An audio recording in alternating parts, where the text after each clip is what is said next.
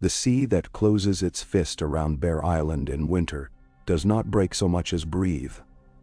Long gray exhalations that rise and fall beneath a skin of steel.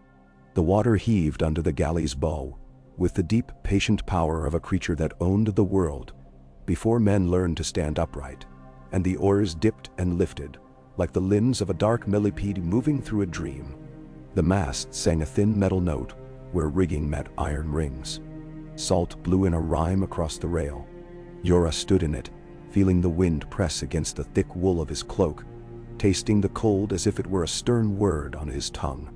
Green-black pines clenched the island's spine, and the watchfires were already there on the headlands, a prudent blaze in a stone ring, fed by driftwood and whalebone, and whatever else the sea saw fit to give back.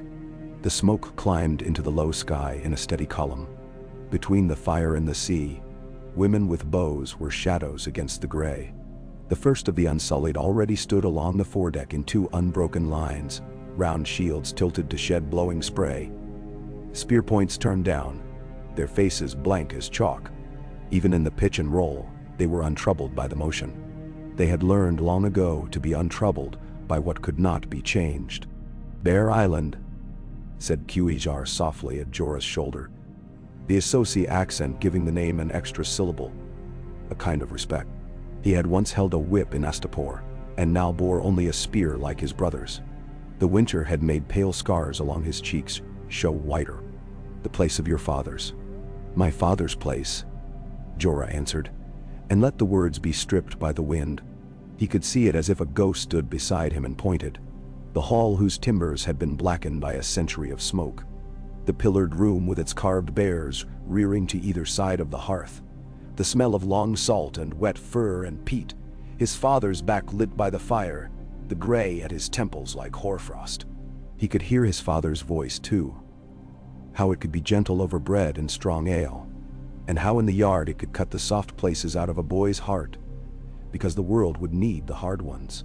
He had tried to forge the man, and the man had wandered into folly all the same. The oarmaster called something, and the galley angled toward a strip of black shingle. The oars rose dripping, hovered, then slid into the sea again with a sound like a long thought being taken in. Hawsers were readied. A grapnel rattled, flew, caught. The hull shuddered as the shallows took hold of her. On the strand, the watchers did not move. There were little white threads around their mouths and eyes, where the wind wanted to rub them into something else, and could not. The bows were strung. The women wore leather lamellar under heavy furs, the sort of kit that could be put on in the dark with numb fingers. Beyond them the trees held still as if they too were guarding something. They were. The whole island was a door with a bar across it. Jorah took a breath that felt like biting the edge of a coin and lifted a hand. The first rank of Unsullied sank to one knee, the second flattening in the same heartbeat so that spear shafts crossed to form a lowered palisade. The oarmaster swore softly at the sudden shift in weight. The galley righted. "I'll go down first," Jorah said.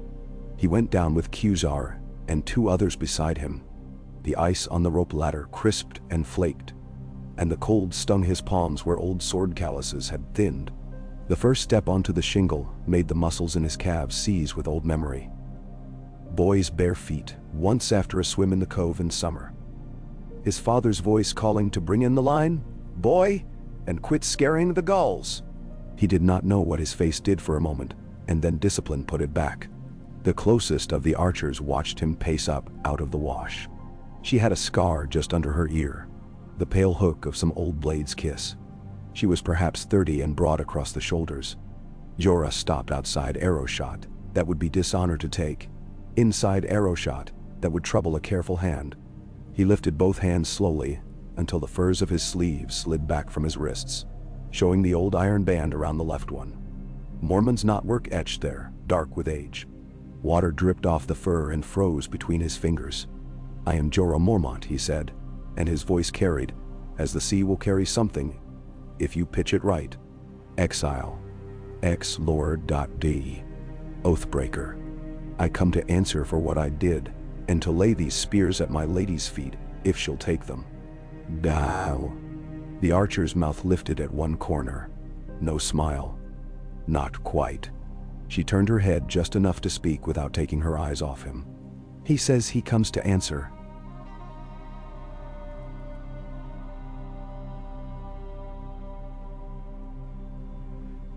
She said not loudly, and the words were carried back along the line of archers like a rope. "He names himself Oathbreaker without our help. He has women's wit at least." A pause. "Stand there." He stood there. The tide hissed in and out at his boots as if testing the leather. The Unsullied remained on the deck above, unmoving.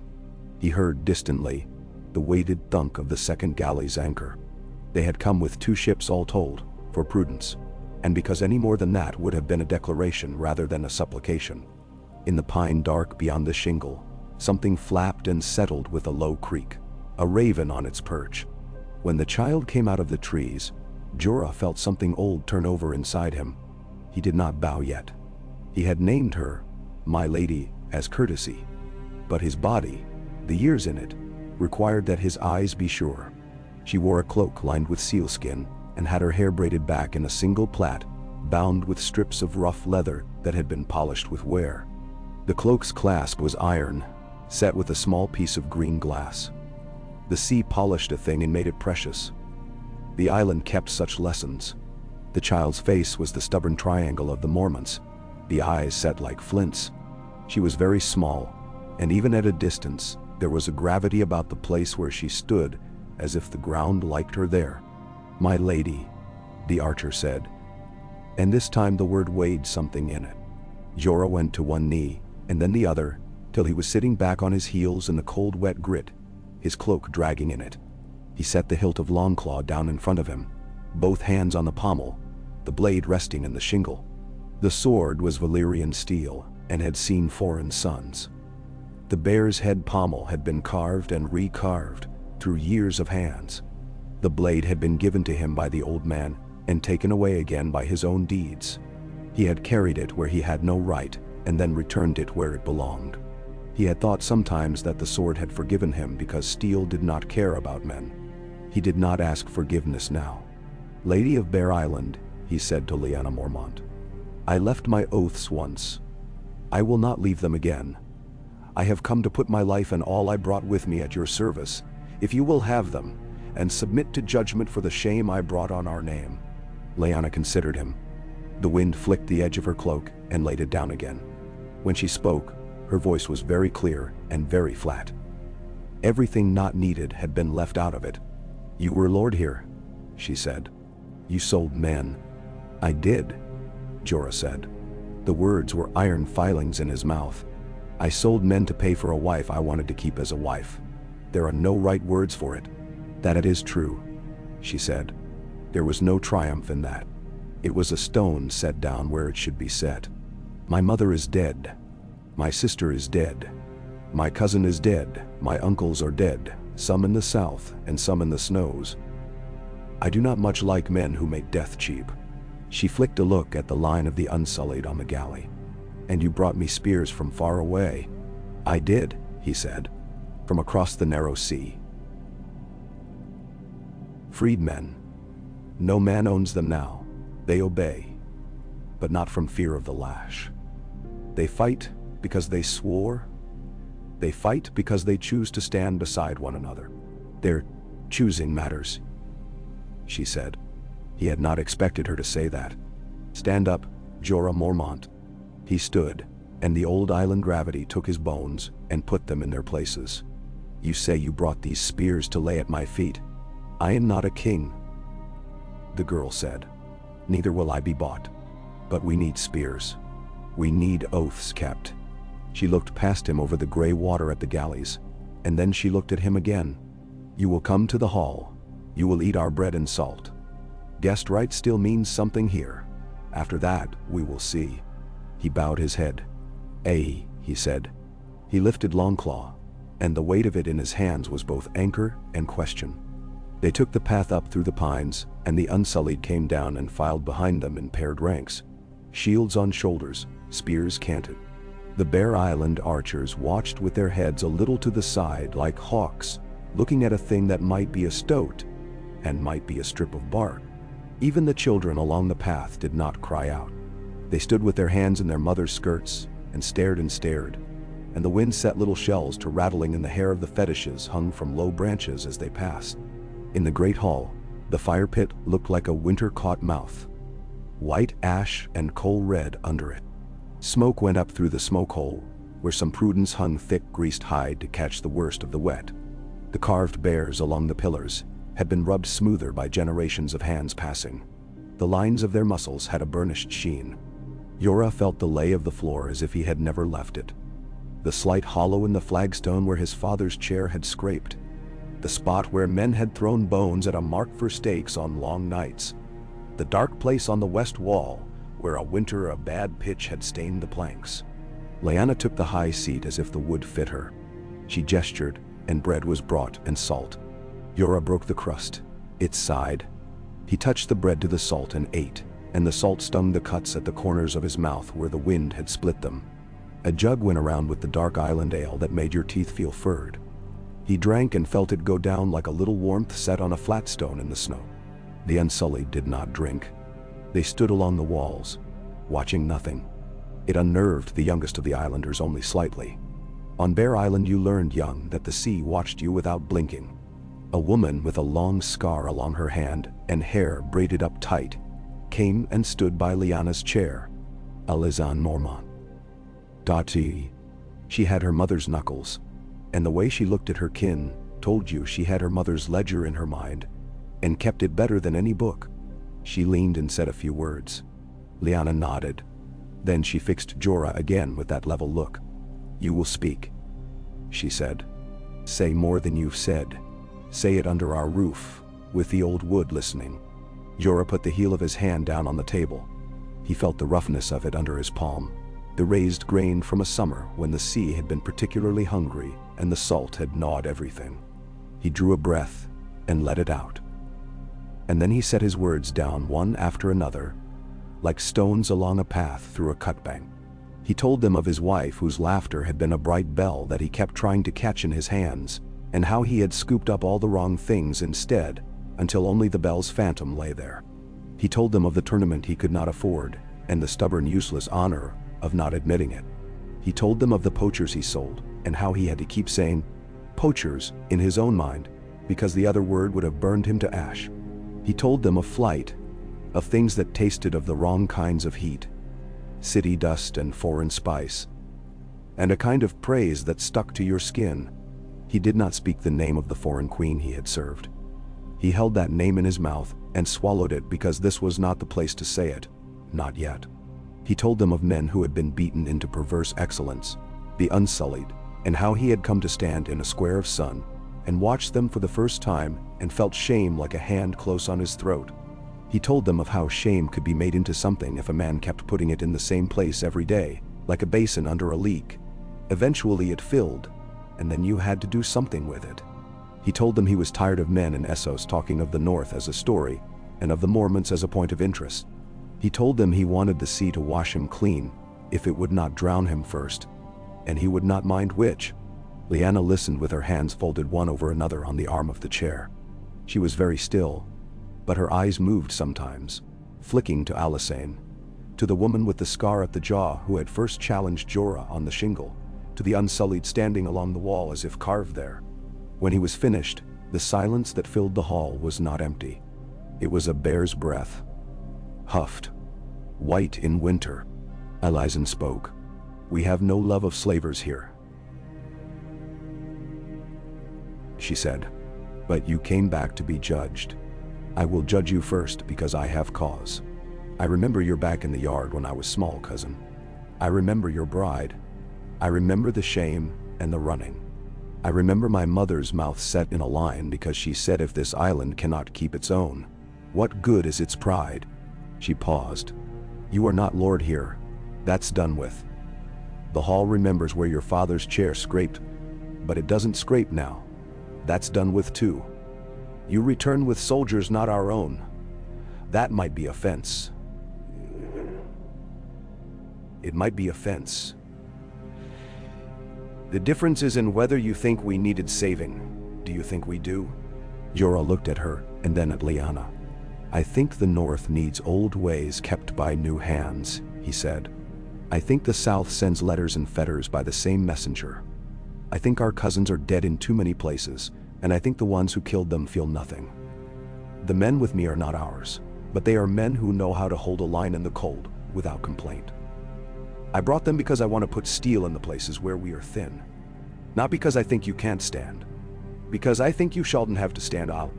Lyanna was quiet for a long heartbeat that stretched like a bowstring. Then she said, "Good." One syllable, cool as snow. She stood. She was so small in the great chair that when she rose it always felt like a kind of defiance, not of people but of proportion. Here is judgment, she said, and the hall listened with its boards and timbers. We do not forget. I do not forgive. You will carry what you did, but neither will we spit when a man offers his life and means it. She reached and took up a strip of leather from the table, old, cut from some harness long ago, and she held it out. Jorah took it in both hands. You will wear that until it rots off you, she said. You will not cut it. When it goes, perhaps the worst of what you did will have flaked away with it, and you will stand where I tell you to stand. If you would stand beside me, you will stand behind me first. Nah. He bowed his head and tied the leather around his arm over the iron band, and the leather lay there like a new scar. Good, Lyanna said again, and turned to Alysanne. Send word. Alysanne had already begun to think in routes and riders. White Harbor, Deepwood, Arrowton, the Wolfswood villages, Serwyn and the clans. Old Castle, if the sea will let us put a man ashore. We'll not send to the Dreadfort. Our words would only learn to scream there. What do we say? Ben? Lyanna's face did not change. Tell them the bears have teeth.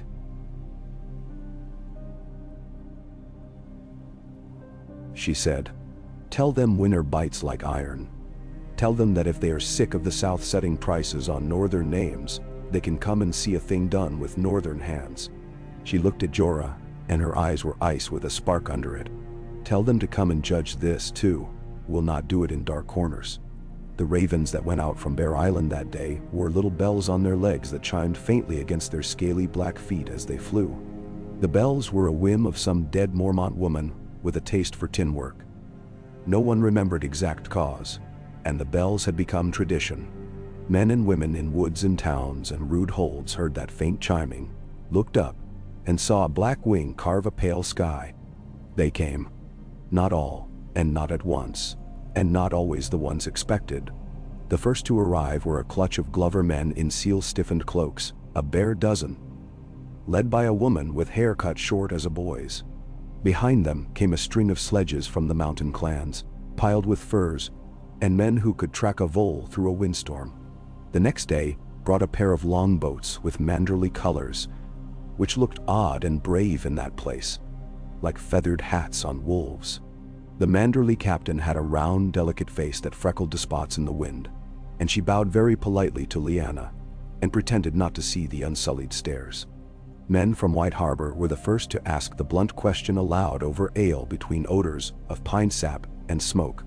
Why the outland spears? A wheeler by name, broad belly, fine hands.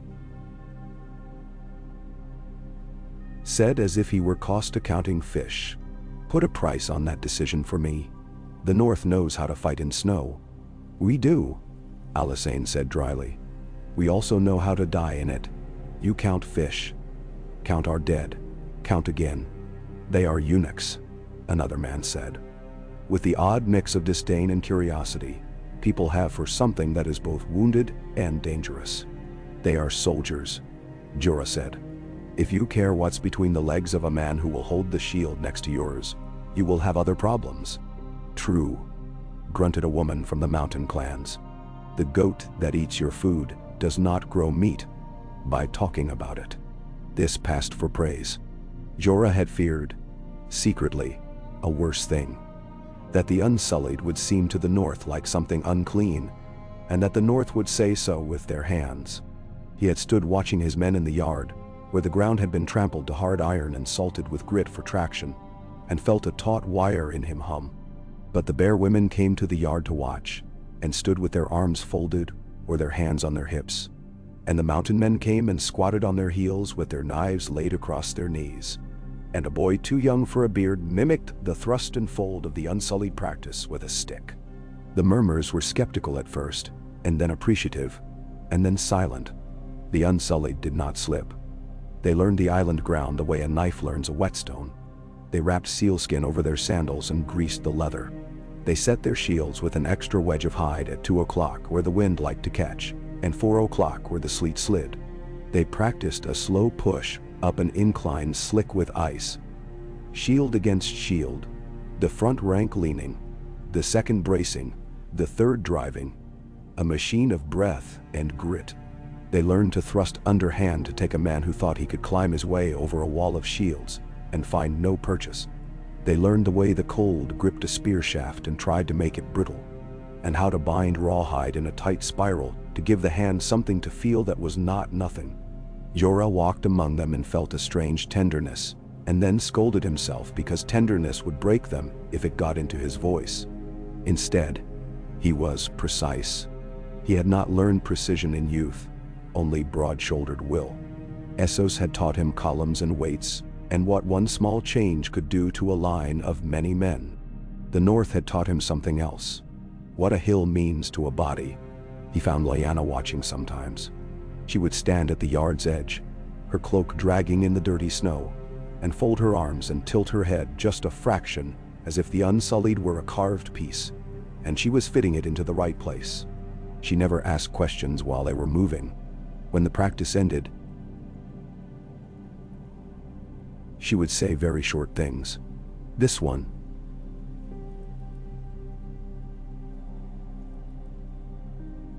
she said once, pointing with her chin at Jorah while he dug the edge of his shield into the frozen yard. He's the spine of that block. If he falls, they fold. Never let him fall. Another day, when they practiced converging from 3 points on a mark in the yard, and a mountain man tried to dart through the gap for sport, and found himself bounced back against his own laughter. That is why you fetch water at dawn, because maybe somebody else will want your water later. On a day when the ice on the yard had a crust like old sugar, and everyone fell twice, falling is fine, work on the getting up. The island changed with the gathering as islands do. The hall's stores ran low, and were refilled with each new arrival in a tide of barter. The kitchen fire was fed at all hours. A thin soup improved into a thick stew as if by argument. Sledges groaned with salted meat. Nets went out and came back with fish that still beat their tails. Men mended nets and told the Unsullied to do it, and watched, amused, as they did. Women took the measure of men and decided which to be weary of and which to ignore. Letters from the mainland told of winter pressing like a bossed shield. The Dreadfort's men were heard along the White Knife again, their dogs lean and mean with cold. Barrowton had seen riders in the night. Mira Reed sent a basket of cattail roots and a note that said only, "Keep your feet dry." Manderley's maester wrote in his neat hand that the harbor mouth froze and unfroze in the same week, and the bells of the new keep were crusted with ice like little white hats. Far south, ravens lived long enough to die of cold mid-journey and fall somewhere into the sea, and maybe their tiny bells rang there too. No one knew. Jorah watched the island become a hearth and a mustering ground at once.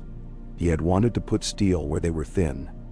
He had not expected the island to take what he brought and make it its own. The Unsullied learned to sit in a small circle around a peat fire and make the old knucklebone game a new kind of discipline.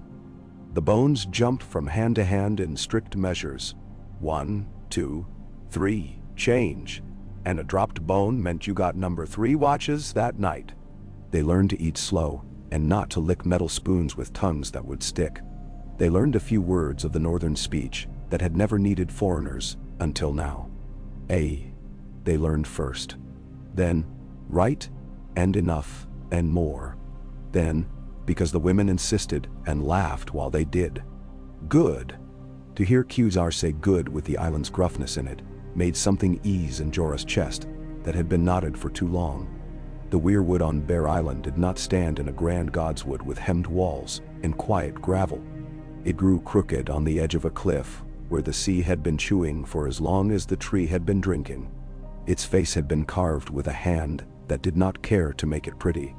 The eyes were slitted to look into the wind. The mouth came down like a thundercloud's lower lip. At dawn, the breath from the sea went up in white sheets and made the tree's red leaves damp. Sometimes Lyanna went there before anyone else woke and stood a long time. She said nothing of it after. The old gods did not much like speech. One such dawn Jorah went. He stood at a little respectful angle off the tree's front, so if a god looked out, it would not see him first. The cliff's edge had been shored with stones long ago in a low wall that had slumped and settled. He set a hand on a stone and felt cold run into him like a clean pain. "I thought you liked new gods across the sea," Lyanna said without turning. Her breath went up in the air and was taken by the wind as if the wind thought it was its own. "I liked a woman," he said. "That is not the same thing. For most men it is," she said, and sounded tired for the first time since he had come. He looked at the face. "I told you I don't ask forgiveness," he said. "I mean it. But I will take the watching. Let the tree watch me. It might help." Lyanna turned, and the wind blew her hair into her mouth, and she did not bother to push it away. "It might," she said, "or it might only make you cold. Either way, we've the same work when you go down again." "What work do you put in my hands?" Jorah asked. "Winterfell," she said then, and the way she said it made the old name sound both like a wound and a plan. "I mean to take it back. The men who hold it now are the wrong kind of Winter." Something in him that had never quite unclenched, even in all his Associ marches, eased, and then gripped harder again. "How many?" he asked. "Enough," she said. "Not for a battering. For a cutting." She looked at him then, and there was a very small thing in her eyes that might have been wild joy. "Show me what your foreign spears can do in the dark." They could do a great deal. Winterfell is a place that has seen so many winters that the stone remembers the sound. Snow squeaks underfoot there in a particular way. The wind goes around the old First Keep's corners with the sigh of a harp string plucked by a finger that has no flesh. There are places where a child can climb and a man cannot. There are holes that were once for smoke and are now for ravens, and sometimes for men who would rather not be where eyes are. The long lake behind the walls freezes differently from lakes that have not known dragons overhead long ago. The memory of that heat lies under it like a secret and fights the new ice from beneath. Jorah knew all this as a boy knows the taste of his own name in his mouth. He had learned it on a winter spent as a foster, and later he had walked those walls with a fox patience hunting a thief, and there had been a spring night when his whole body pressed into the roof tiles, listening for a foot that did not come. The North kept some things. He drew the plan with charcoal on a board in the bear hall, and then erased parts of it with his sleeve, and then drew them again. "Not a front," he said. "A flank here. A hinge there. Then we roll. Take the gatehouse without breaking it. If the gate is ours, the walls are ours." He chose 30 of the Unsullied. Men with wrists and eyes that had done this sort of exact work before. Who had taken the pyramids of Meereen without turning them into heaps of rubble. He chose 24 islanders to go with them. Not men who wanted to be in front of everything, but men who liked their boots to land exactly where they set them to land. He put mountain men on the flanks, where the dark knows dark. He put Manderly archers to watch, not loose, unless a thing went wrong. A thing always goes wrong. The plan was to cross the moat on felled trees, sledge-dragged and shored with wedges. The ice would bear, but it would complain, and he would prefer it kept its complaints to itself. They went out under a day that never quite grew and slept in the lee of pine and a snowbank to wait for a night that came down like a lid. Snow fell and then stopped. The stars were very sharp. The frost bit the metal hard enough to make it cry if you touched it unwisely. They went down through the brush and foxtail and lay a while, bellies to the frozen ground, and listened. The sounds of men in a castle at night are like anything else. It is only that there is more of them, and sometimes a woman's laughter, and sometimes a dog. There were dogs in Winterfell now. The wrong kind. There is the scrape of whetstone, the briefest jingle of a man moving a chain and forgetting not to. Jorah listened and put each thing on a little shelf in his mind until he had a wall of them. Tidy. Easy to visit again. The trees went down over the moat like the simplest of bridges, and the first Unsullied went over them on hands and knees, shields on their backs. Jorah went last among the first, because if a thing gave he would rather feel the warning than assume a man who did not know the north would hear it. Midway, the ice under the far end of one trunk groaned in its throat. He stilled. The Unsullied ahead of him did not turn. They were drilled past that error. He breathed out very slowly and looked at the stars, which were bright enough to cut a soft eye. Then he shifted his weight to the right forearm and put the heel of his hand down into the frozen trunk with a firm, slow press. The sound laid itself down like a child told to hush. He moved again. The tree held. Behind him, he heard Lyanna's mountain men move with the sort of casual economy that makes almost no sound. A breath let out at the right place. A knee set into snow as if snow were something that could help you, not betray you. At the gatehouse, the men on the parapet had their cloaks wrapped around them too tight and were thinking about their toes, not their hands. A man thinking about his toes is a man who will not look down where he should. The Unsullied went up that inside face of stone like winter foxes. The first took a man from behind and let him down by his belt. The second caught the man by his collar and eased the small sound he made as if it were a child's worry. Jorah felt old and young at once, old in his knees and in the way his hands remembered, young in how the world became small and exact, a series of doors that opened if you touched the right place. There was a moment at the gate lever where time narrowed to the width of 2 fingers. An iron pin had a habit of sticking. It had been too long since a man who loved the castle had greased it. Jorah reached for it and felt it refuse to come, and for a heartbeat he saw all the men on the walls turn their heads and understand everything. He put thumb and forefinger on the pin, not so hard as to bruise his skin and make it less sensitive, not so soft as to be timid about it, and he breathed on it once, just to give himself the permission to do something foolish. Then he put his nail under the lip of it and levered gently. It came with a soft scrape that sounded to his ear exactly like the cry of a winter bird that does not know enough to move south. He slid the pin into his glove, put it in his mouth to warm it out of reflex, tasted iron and some old oil on it. The gate began to move. When the gate moved, things were decided. It only took one mountain man to put a knife in the back of the dozing dog, and after that the dogs were silent. The Unsullied lined the inside of the gatehouse passageway like the sides of a throat, spears down, shields overlapping, and the first of the Dreadfort's men who came yawning and annoyed found themselves touched by a dozen sharp things in the same breath. Lyanna's island archers came through behind them and took the wall walk with the unshowy competence of women who had climbed things all their lives and refused to fall. The last to fall was a man who belted on his armor bravely and loudly and declared he had never liked the Bolton service anyway. Such men they loudly too. Quasar took him above the knee where the greave buckled, and when he went down 2 spears took him below the mail into meat. The man's blood steamed once, absurdly, then stopped. The steam rose and joined the night without ceremony. They found the heart tree in Winterfell's Godswood stiff with cold, the little stream there a black thread under a lace of ice. Lyanna stood before the face, which had been cut by a hand with more patience than the one on Bear Island, and she set her palm on the bark as if she were laying it on the cheek of some very old aunt who had not expected to be visited. Her breath made a small cloud. The wind set the red leaves to whispering, though no one could say where the wind had come from in that walled place. "Tell them to come,"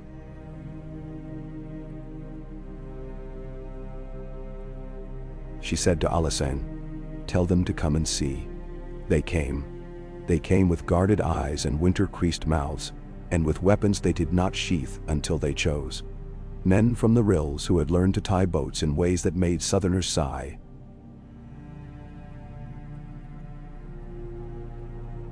Serwyn men with their quiet hands, little knots of hillfolk with bits of beetroot in their teeth. A tall Hart cousin who had the look of a man who had cried yesterday and would again tomorrow.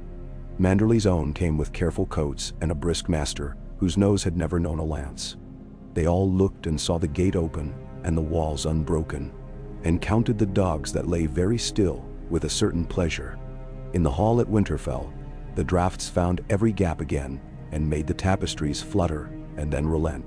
The banners were fetched and hung, and Jorah felt a float and a weight in him at once when the direwolf rose again there. He had not known until he saw it how much it would matter to him to look up and see that shape on that wall. He hid his face a little, as if adjusting the lay of his hood. Lyanna took no high seat that had not been offered. She stood on the floor among the men and women and let the weight of their attention rest on her like a pelt. Alysanne spoke the names of the houses as they came, and each time Lyanna nodded as if counting beads on a string. When all that could come had come, Alysanne looked to her, and Lyanna stepped forward. "I sent you word," she said. "The bears had teeth." "We still do." There was a murmur like cloth moved in a chest. "You've come to judge a thing." She spread a hand a fraction to Jorah, who stood a little back along the wall, and would rather have stood further. "Judge that if you like. Judge also this." She turned, and it was very clear then that she was not a child pretending at work. She was a small forge set in the cold and making its own weather. "We have been poorly served by the South," she said simply.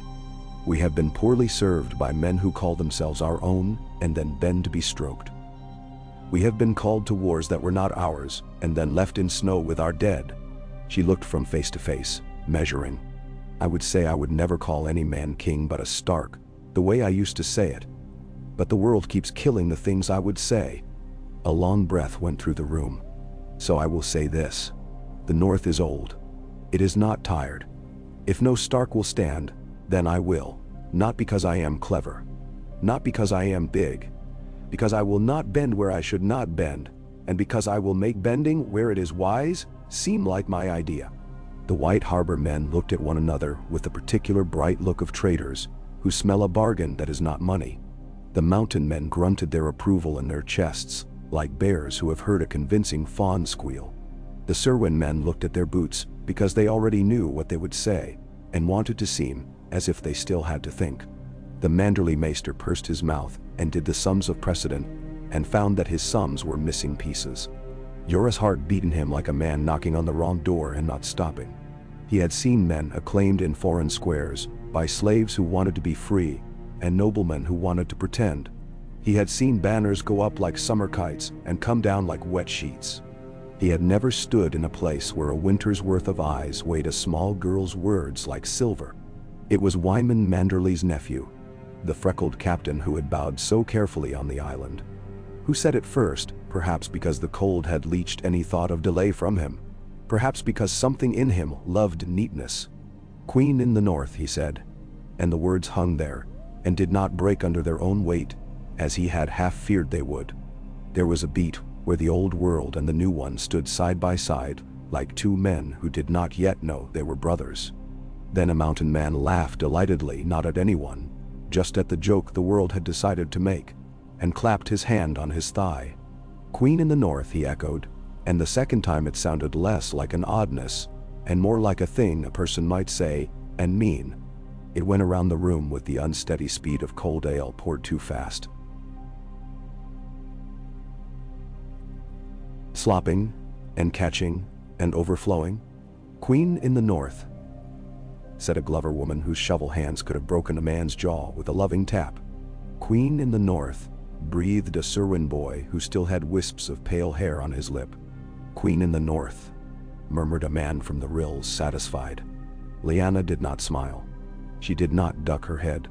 She set her little jaw at the angle where the light from the fire could find the clean edges of it and said, "Steady as a nail driven to the right depth, eh?" They made a crown. There was no gold for such things in a Winterfell hall in that winter, and perhaps there ought never to be.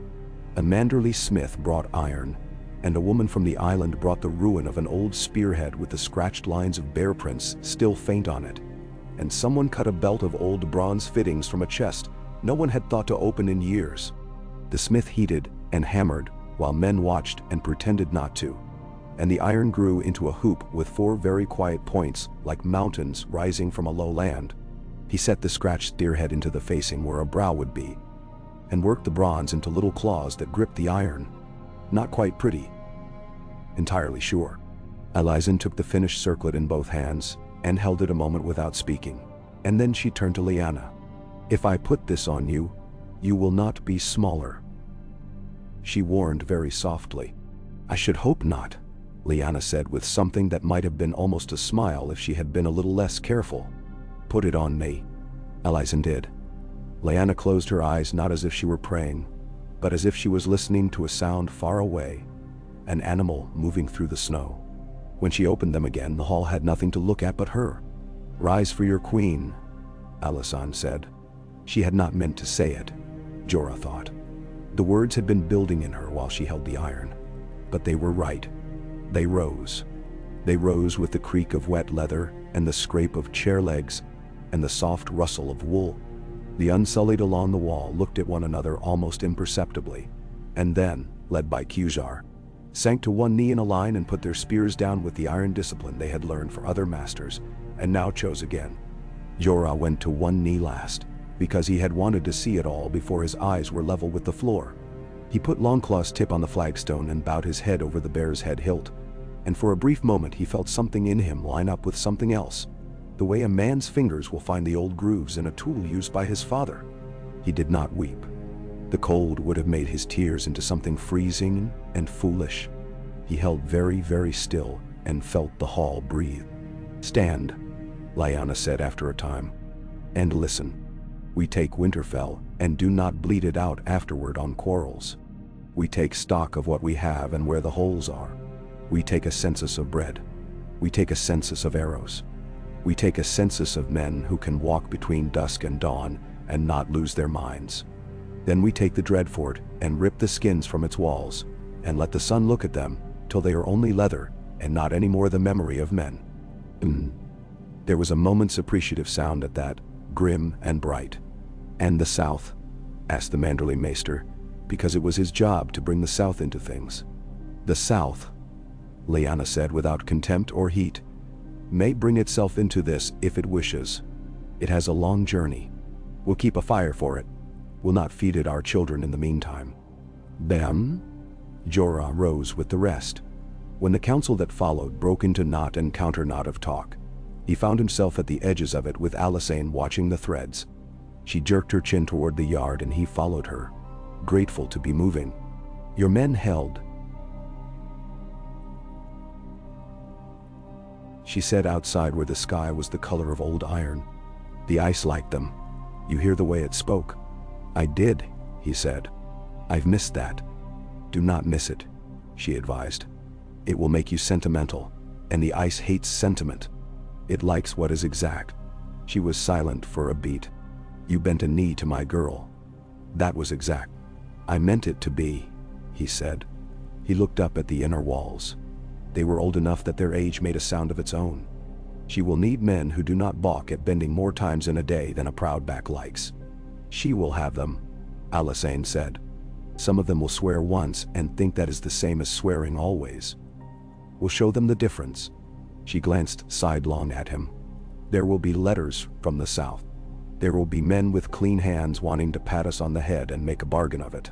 When the right one comes, and it will, what will your foreign queen do?" "Ben." He felt his face tighten. He looked at his hands, which were scarred and workmanlike, and told truths he sometimes wanted to contradict. "She is far," he said at last, "and the sea is a thing that forgets.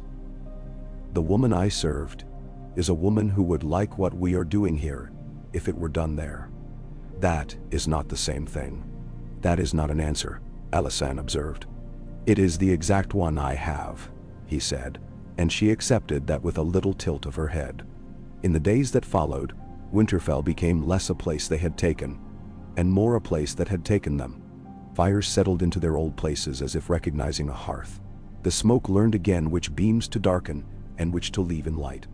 A child from the rills lost a boot, and found it hung carefully on a peg by someone's unseen hand, with a sprig of pine in it as if to a saint. A woman from the mountain clans swept the east corridor from habit and glared at anyone who tracked snow on it. In the yard, the Unsullied drilled, and began to look less like foreign chess pieces, and more like a direction the north itself might point when it wished. Jorah walked through it all, and felt for the first time in too many years that shame might be used like any other tool, without tearing the hand that held it. He had errands. He went north to speak to men who had not come yet, because their long memories had to be courted. He went south a little way to stand on a ridge and look toward the river that had seen too much of other men's business.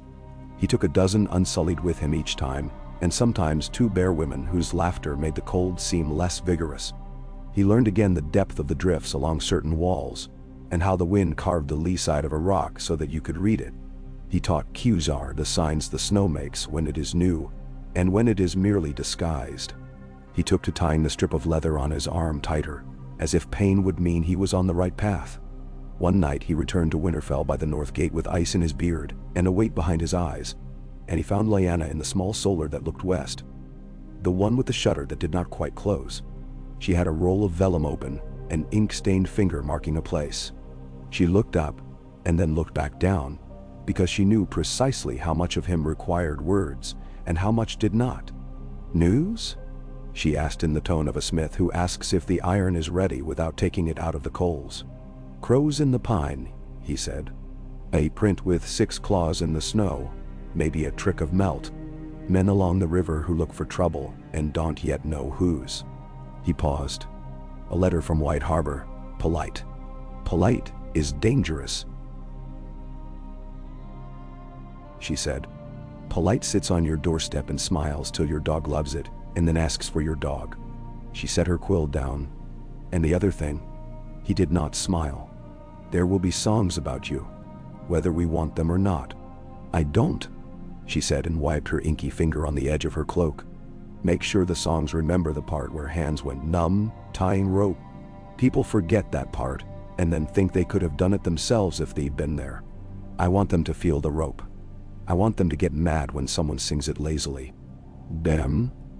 They will," he said, and felt a strange jolt of affection that was as clean and hard-edged as frost catching sunlight. "They will."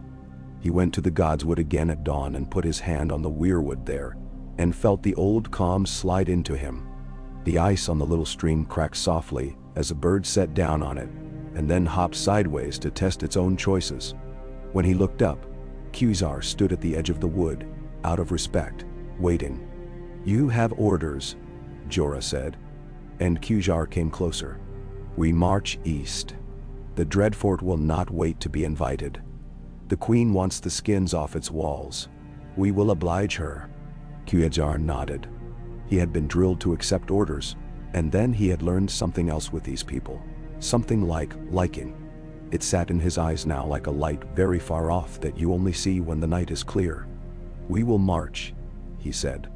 Then, after a beat, that a different man might have hurried past. "She is small." "She is," Jorah said. Qzar looked toward the hall where the morning smoke slid up and caught in the rafters. "I have seen men kneel to men who were large and wrong," he observed. "This is better." "It is," Jorah said, and did not have to push his voice to make it steady. They went out under a sky that had decided to be white in a way that made the world smaller and kinder to those who needed to keep the edges of it close. The Unsullied marched in 4 blocks, the bear women in long strides that ate the ground, the mountain men slipping through the trees along the road like thoughts that will not let themselves be caught. Men from White Harbor trudged gamely without complaint, as if the snow were a ledger that would balance if only they kept adding their steps. Somewhere behind them, in Winterfell, a child whose fingers were blue-stained from berries it should not have hoarded sat up in her bed and asked her mother why the world felt different. And the mother said, "Because it does. Go back to sleep," and kissed her hair. There were letters still, and the South had not gone away. But for a time the world was the sound of iron-shod feet on frozen ground, and the occasional soft curse when a man's breath caught. Jorah felt the weight of the leather strip on his arm, and the weight of the sword against his thigh, and thought, with an austerity that was almost joy, that a man could spend himself here down to the last useful coin. When they reached the rise from which the Dreadfort could be seen, a stain against the pallor of the land with its battlements like broken teeth, Lyanna rode up beside Jorah on a shaggy island horse that preferred the bite of cold to oats. She did not look at him. She looked at the fortress. "There," she said. "We will make that place honest." "How does one make a place like that honest?" Jorah asked without taking his eyes from the thick walls. "By making it say what it is," she said. "We will strip it of the lies it wore like another man's skin. We will scrape it down to stone and then make it a place where women's laughter is not a fearful thing to hear. A place where bread and salt are not jokes." She drew in a breath, and her breath made a small white halo around the Iron Crown's rough points. "We will do many things afterward," she said. "We will deal with the South and with the sea and with the men who think they can buy us if they bring a ship. But first, we will do this." He nodded. "First this." The word went down the line like a spark that knows the way to dry tinder. The blocks of Unsullied tightened, lines straightening so that a man could lay a rod along them and not find a gap. The northern men loosened shoulders and checked straps and took a last swallow of the cold air as if it were a drink they liked. The women of Bear Island hugged themselves once around the chest and grinned at one another with their teeth showing. Somewhere a raven said something that might have been rude and might have been encouragement. Men laughed, softly, at the same time as if the raven's voice had been a cue. "March," Lyanna said, and her voice was the thing the world did next. They went down into the white. The winter bit, exactly as promised, and the teeth in it were good. A-K. The white swallowed sound while they moved, as if the air had learned to eat soldiers' breath. The road that wasn't a road anymore went on under the new snow in the same old curve toward the east. A long white rib running toward the blue bruise of the Dreadfort's hill. The weeping water lay ahead of them beneath a carapace of ice that creaked at its own jokes. Along its banks the alders held their thin arms up like men who had been told to wait.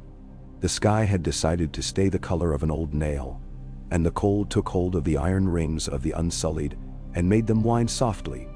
When a man shifted, Jorah counted the complaints of the ice the way a shepherd counts sheep, by touch and habit.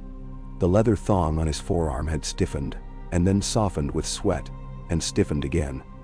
He worried it with the edge of his glove sometimes, not to loosen it, only to remind himself it was there. Qijar moved in step on his left, a presence quiet enough that Jorah felt it more with the side of him than with his eyes. Lyanna rode ahead with a pair of bear women as her windbreak, not because she asked it but because the island insisted on making itself useful to its queen. The Dreadfort rose before them without any of the shabby romance of Winterfell's old stones.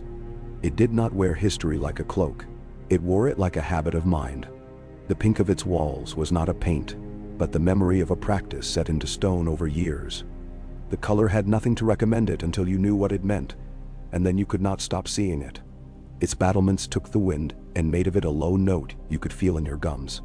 Along the outer curtain, tall poles stood at cruelly regular intervals, as if a man had once walked with a measured stride and set a stake at each place his breath left him, and then another had walked a little faster and set a second line behind that. "Do you smell it?"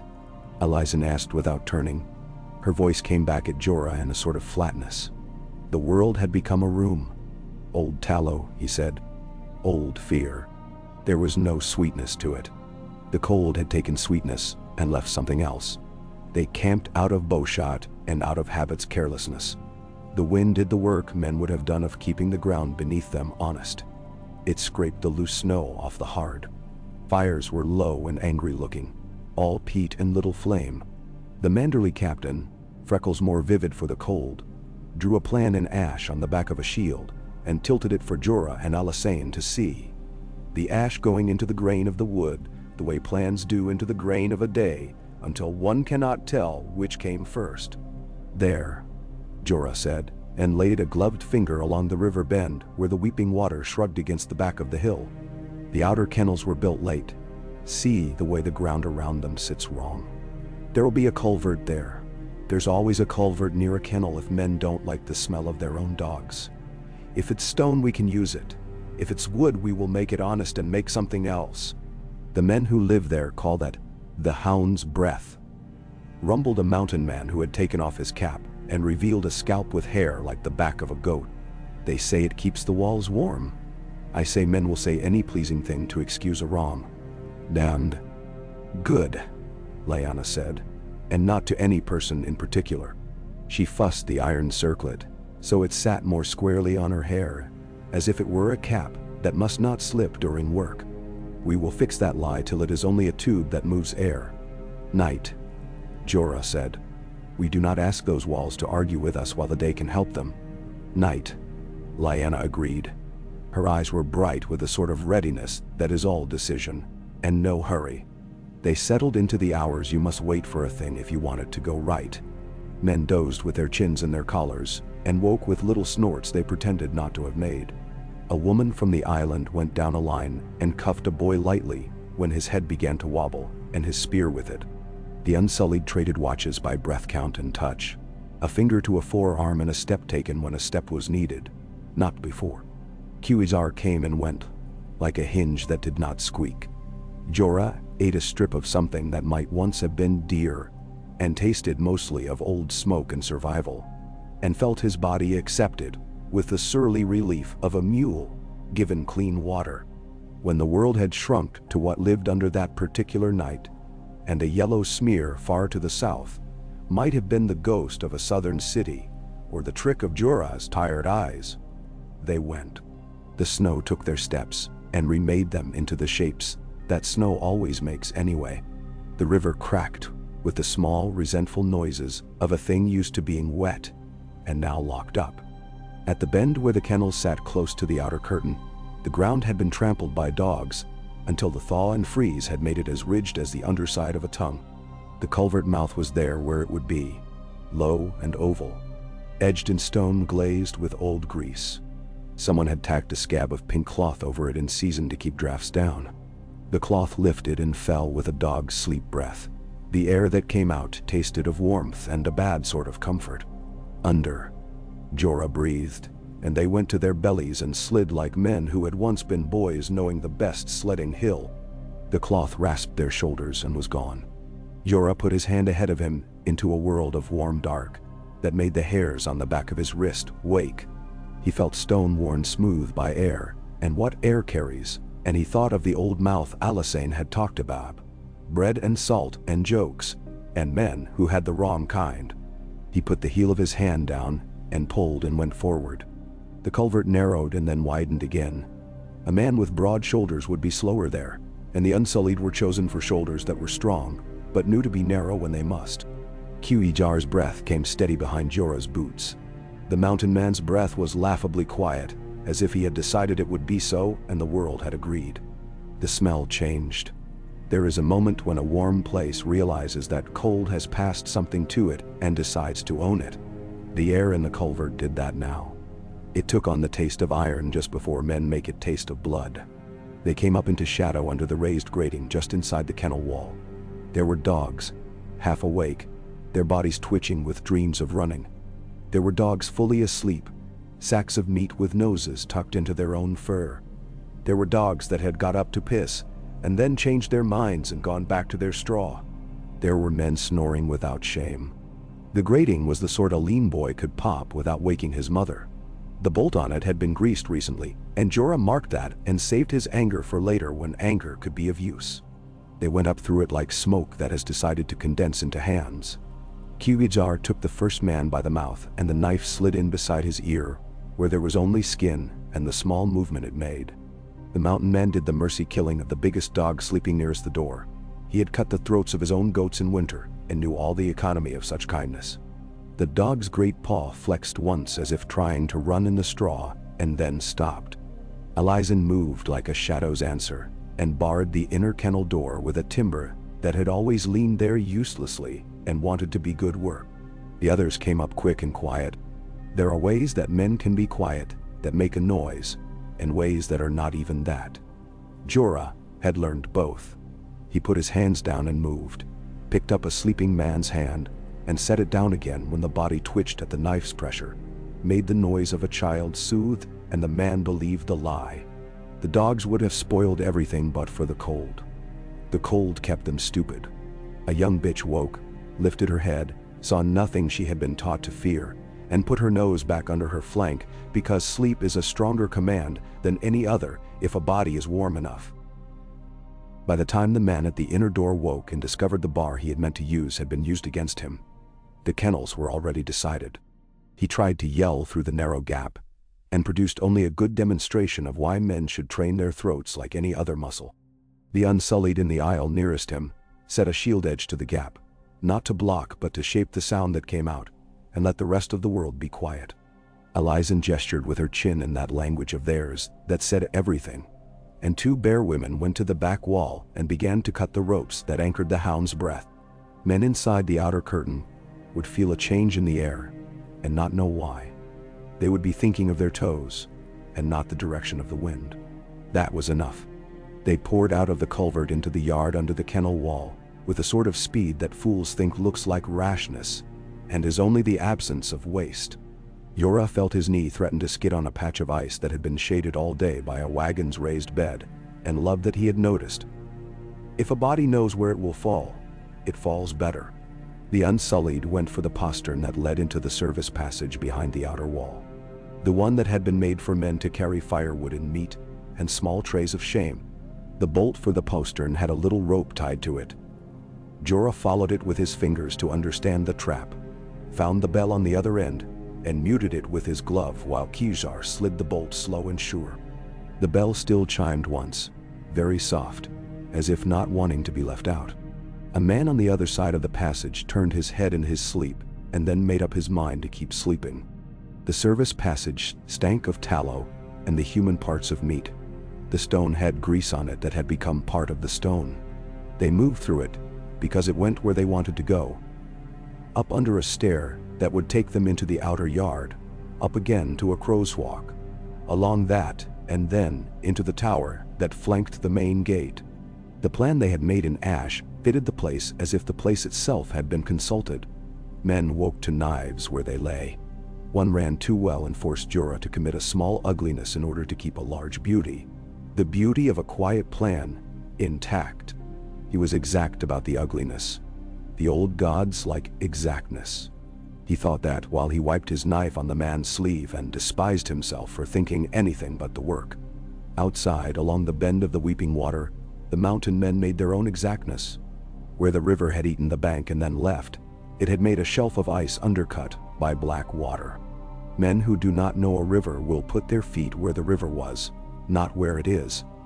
Men who know will feel the different cold where the water still moves under the ice and will respect it. The mountain men felt it and made a bridge of men and spruce over it, as if building such things were something they did daily between tea and supper. A manderly archer with soft hands and stubborn fingers grew new blisters for the glory of not complaining. In the dark along the bank, they set little bundles of pitch ragged with old cloth. The Dreadfort had been sloppy with its waste, and the North could turn any slop to a thing it could use. They lit them with breath held, and watched the smoke sneak along the low places of the outer wall like cats. The first shout from the outer yard was a man who had meant to curse, and had decided too late to say a name instead.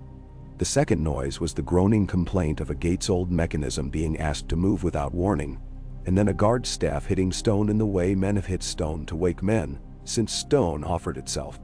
The bell in the postern passage would have sung its loud small song if Kizar's gloved hand had not been closed on it. Instead, a different bell on a different rope chimed once, twice, like a man unsure if a thing is really happening.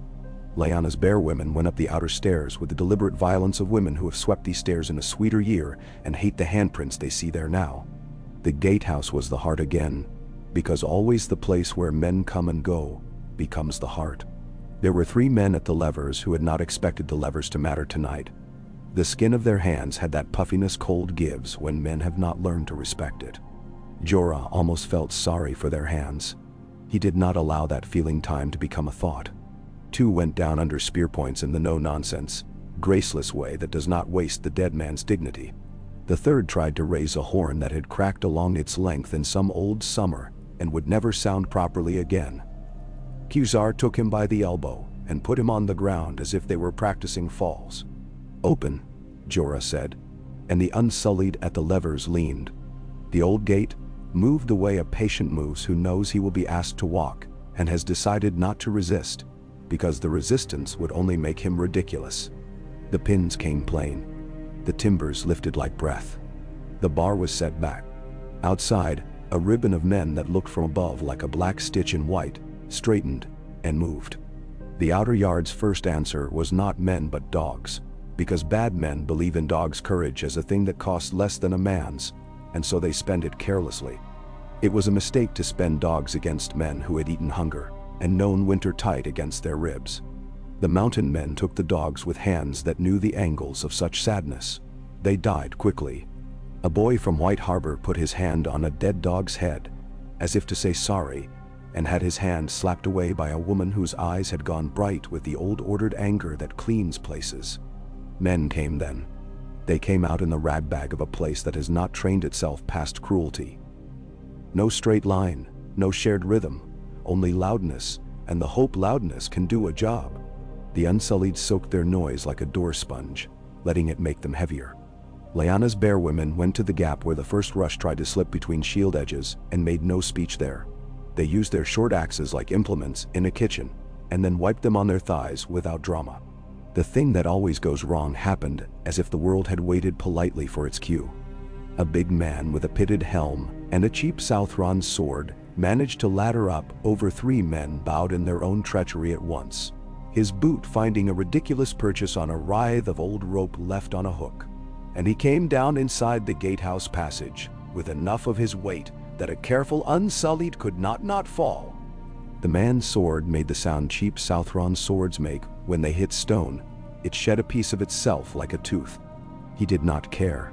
In the tight space, he swung the remainder in a world of elbows and iron and dark.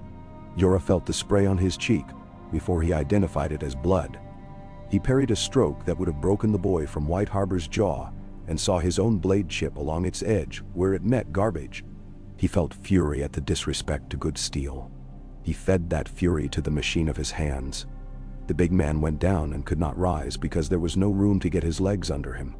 A bear woman stood on one of his hands with her whole weight, and he made a noise that would rightly be called a whine in any animal. Qijar's spear found the meat above the man's collar. The man shuddered and then lay decent. After that, men began to make the small decisions that add up to a place falling. A rope left on a post is coiled and not cut. A lantern is carried and not dropped. A door is opened and then held for an extra count of breath with a body that is generous with its bruises. The winter and the stones of the Dreadfort themselves began to argue with the men who had thought them their allies. A handful of loyalists, if loyalty is the word for it, made their stand at the turn into the inner ward, where the flaying post was bolted into the stone, and they had the rags of banners hung behind them like a poor man's prayer. They were not bad fighters. A man does not live long in that place without learning to put his blade into the gaps of a man's armor, and not into the rings where it will sit and ring and make you look foolish. They fought to kill. The thing they fought for died with every foot they gave. Jorah made himself very exact in this part, so he would not be messy later with anger, which is a poor cleaner. The Unsullied put their shields on the flaying post as if to comfort it, and then pushed. The inner ward belonged to them before dawn had thought to go gray. It looked like any other inner ward in winter if you looked at it lazily. Snow scoured to hard dirt. A spatter of old ash from hearths that could not be bothered to mind their ash pans. A ladder that a lazy man had left leaning against a wall, and which now lay with its rung broken because the world disapproves of laziness eventually. If you looked with your eyes awake, you could see other things. A set of iron rings mortared into the north wall, old usage making the stone around them darker. A rack that had once been for drying fish in summer and had been set up here for some reason that made a man's belly cold. The pink banners that looked like meat and had been washed too often to be anything but themselves anymore. Lyanna came into the inner ward with her crown rimed, the frost clinging to the iron like adornment. She did not speak for a moment. She looked like a woman who has come into a kitchen after a long journey and found it dirty and had to stand very still for a count of 10 so that the anger she felt could be turned to something useful that did not break the cups. "Rip them down," she said. Her voice had no hurry in it. "Do not burn them in here. Fire keeps secrets when it wants to in a place like this. Take them outside and let the sun tell them what they are." They took the banners down. Some came from their hooks easy as lies. Some clung and had to be cut. The iron rings in the north wall had to be pried out with a crow and more muscle than they deserved. Elizan set her shoulder to one and felt the stone mock her. She went for a wedge and a hammer.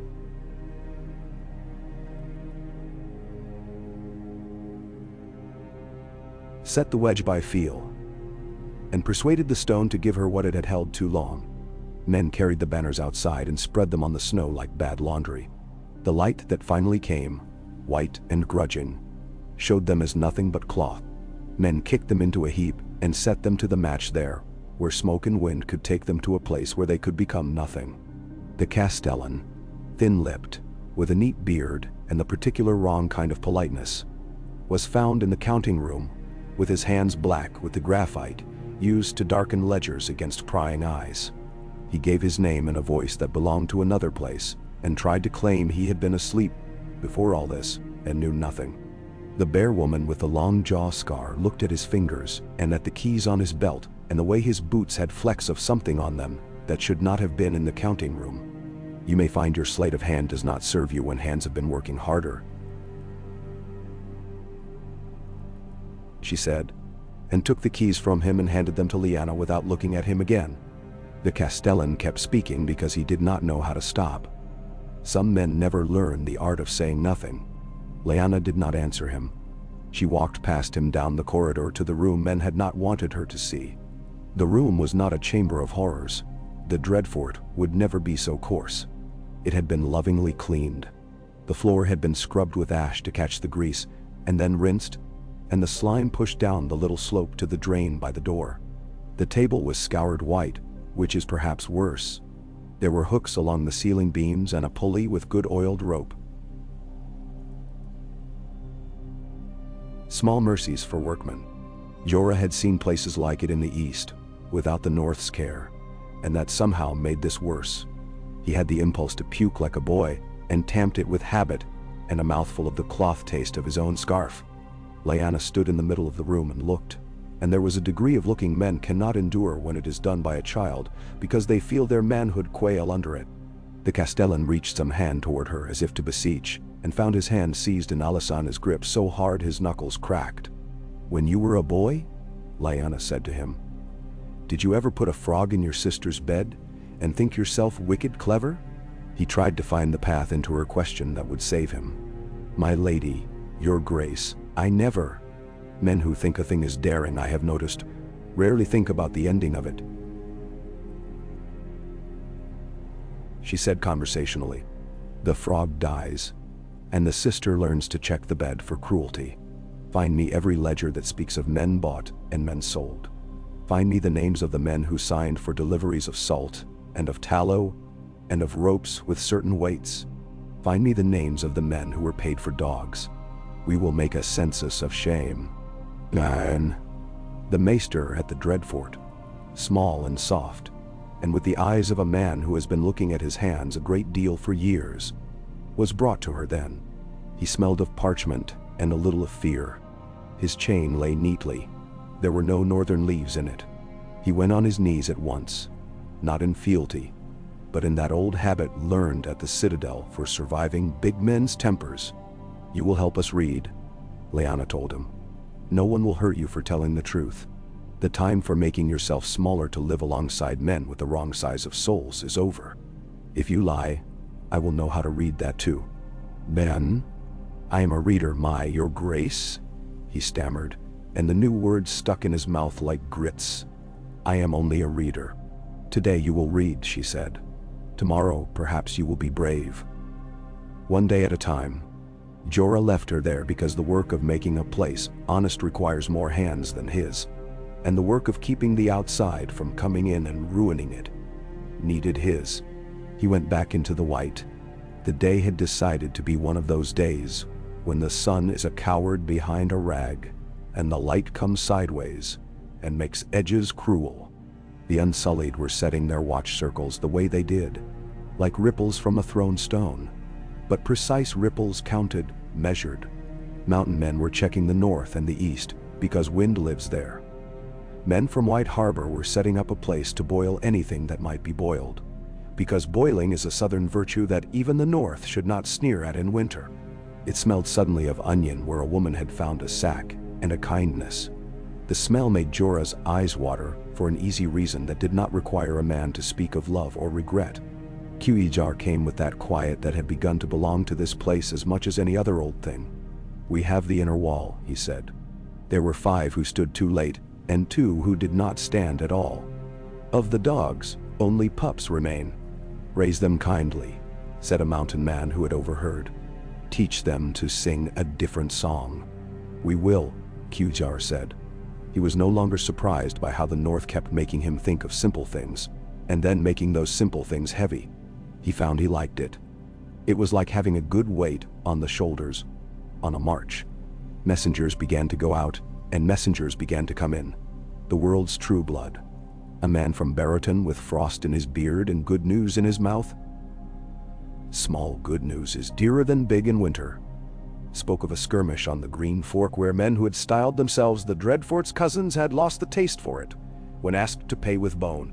A boy from the Rills with a hair over his shoulder, bigger than a child, who flirted with the Bear women and got a cuff for it, and a smile anyway.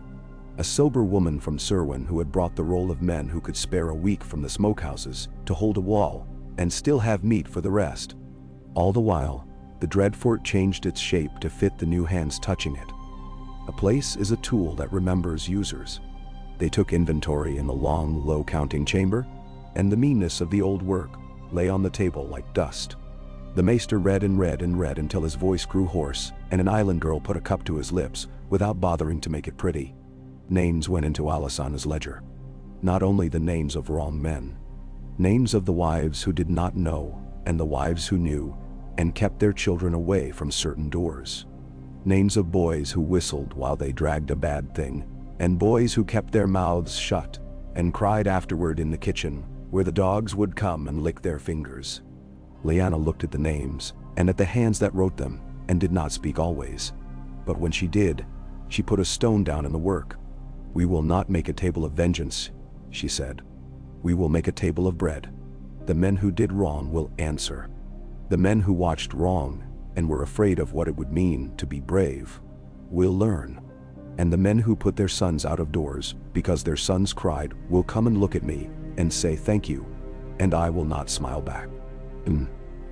Men from Carhold came to stand in the inner ward with their hoods thrown back to be counted as exactly present.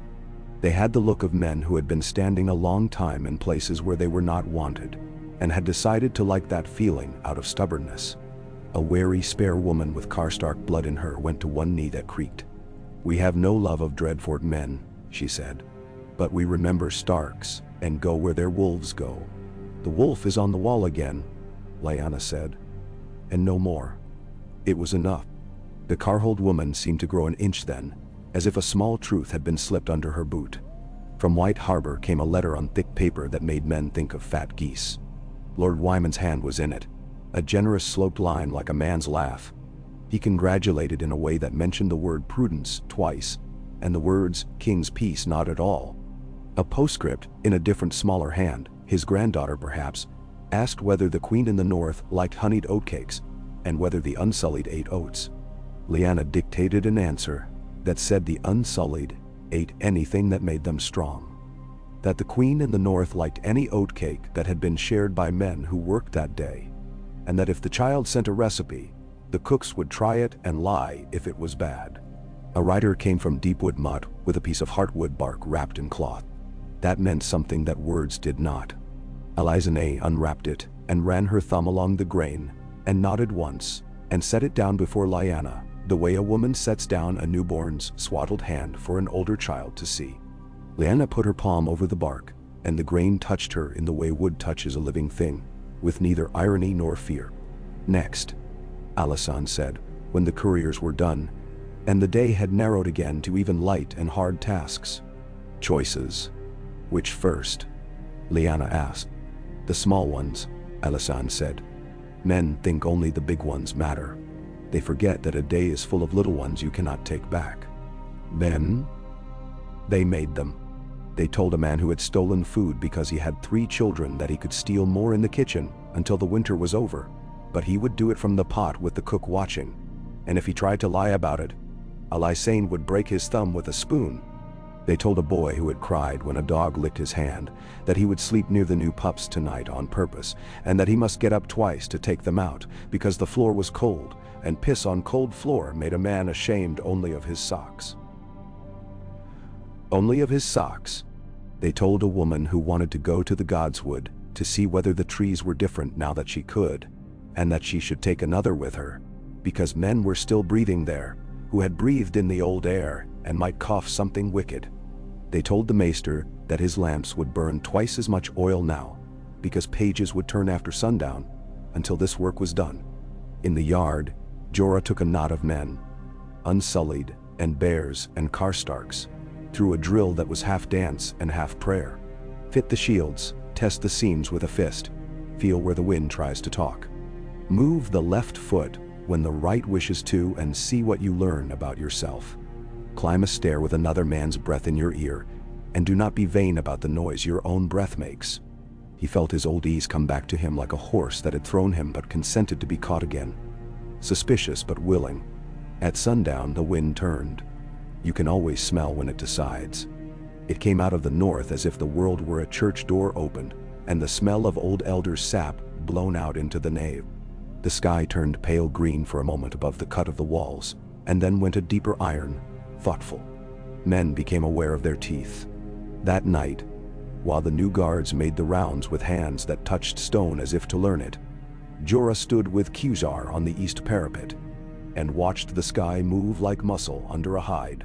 He made the mistake of speaking of the east, because a man's mouth is a traitor when it tastes an old thing and wants to tell somebody. There are cities there that look like a storybook if you have not lived in them, he said. They promise music and they give you noise. They promise you heat and they give you fever. It is an honest trick because you want to be fooled. He felt Khuzar's profile beside him, attentive and spare. You came back, Khuzar said. He had learned the North's economy of speech. He made his words count like dry wood in a stove. I did, Jorah said.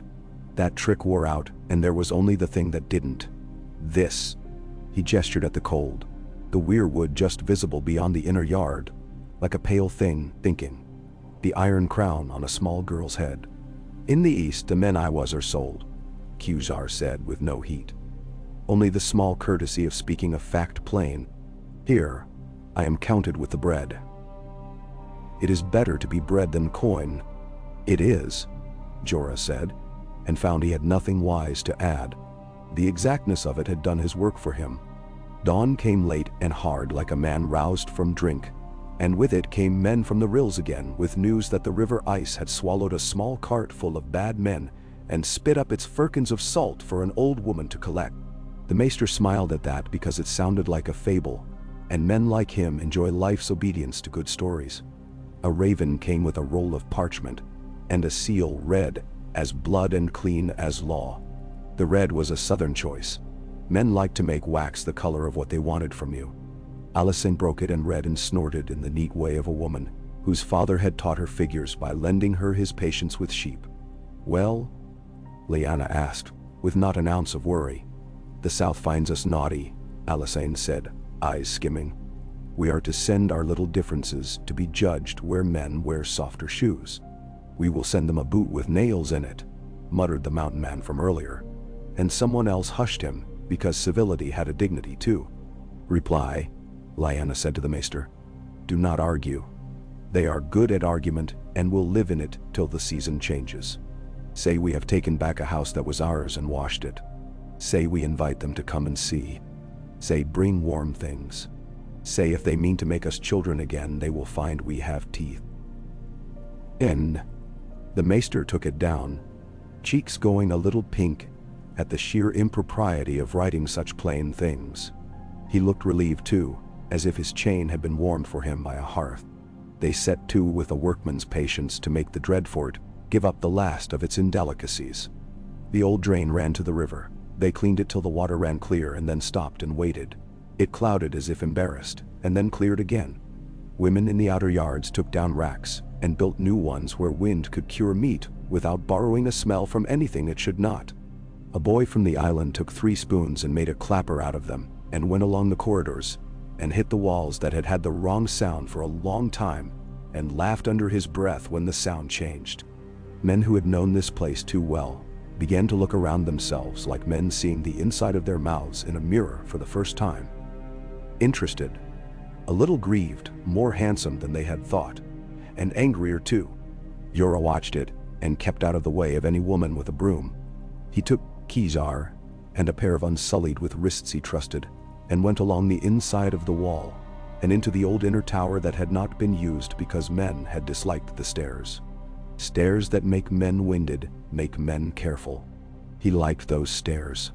He liked the way they asked him to be exact. At the top, there was a small, narrow room with a window that had seen stars for 100 winters and a sill worn smooth by the elbows of men who had wanted to hide and not been allowed to by the drafts. Men write their secrets on sills. He ran his glove over it and felt nothing but old stone and the fine dust men become over time. He opened the shutter and let the cold in hard. A raven said something that made Khizar smile without showing his teeth. From that height, the north lay out like a map that did not need ink. The weeping water writhed under its ice in places like a man turning over in his sleep. The black cut of the King's Road softened to gray. Far away, if you knew how to squint, the tree line where men from the Umbers would be turning their great shaggy cattle out to crush the snow that remained on the pastures so bare patches could get sun. Jorah had once looked at it and seen only where a sowing would not take or a ride would be hell. Now he saw it as a place where a thing was being made, and that made it beautiful. Heavy, Khizar said after a long silence. What? Jorah asked, not looking from the world. The crown on her, Khizar said. You do not see it tilting her head, but it pushes on my neck when I think of it. It pushes on mine too, Jorah said. He touched the leather thong under his sleeve. It should. They did not simply hold the dread fort, they taught it. The barracks had been built for braggarts' noise. The North's silence moved in and muffled it like clean rushes. The yard had been meant for cruelty's swagger. The Unsullied made it a place where feet knew where to land. The pigs learned to sleep without flinching. The dogs learned not to fear a hand upraised for any reason but play. Men learned that a count of 10 could save a life as surely as a thrust. A woman from Karhold taught an Esosa eunuch the tie that will hold a sledge on ice when the ice is in the mood to be unhelpful. And she learned from him how to keep a spear from frosting to your hand in the hour before dawn. They taught each other the North's words for things. Ice that can be trusted. Ice that is a liar. Sun that lies, sun that means it. The Unsullied taught the island girls how to stack shields so 3 slim women looked like a mountain. At night, the gods would there. Mean, stunted, with a bleeding face cut by some man who had wanted to be sure the gods would look at him, received Lyanna's steps with sullen reluctance and slowly, because stone and tree are slow in their affections, relented. She went often. She said nothing of it to anyone. The bear women watched from just outside and counted under their breath, a thing they did when a child took too long under the cold water to see if the child had been born a lover of daring. Jorah sometimes stood down the path, far enough that the red eyes could not see him and find him wanting, and counted too without admitting it to himself. Alysanne sat with her ledger until the lines along her mouth were as deep as cuts, and then would get up and go to the kitchens and complain until someone fed her, and then sleep for an hour, with her hand still over the column of figures. She woke angry and clear-headed and made choices like a carpenter. Measure twice, cut once, sand the edge where the hand will go. She sent letters as if she were throwing pebbles into a pond at calculated angles. This one to someone who would be annoyed enough to do something right. This one to a woman who would be gratified to be asked and therefore careful. This one to a man who must be insulted into competence. The South sent more letters. Some arrived with seals so pretty, the maester smiled down his nose at them, as if they were ladies in hats. Some arrived with plainly broken seals, and a clumsily repressed smell of candle smoke and travel. All of them said variations on the same polite disapproval. One invited Lyanna to come to court and explain herself, and to bring the curiosity with her.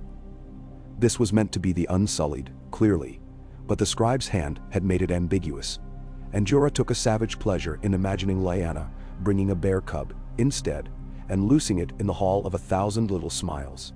She dictated a reply that said that the Queen in the North kept court in a hall where knives were cleaned properly and that Southerners were welcome if they expected to clean their knives too.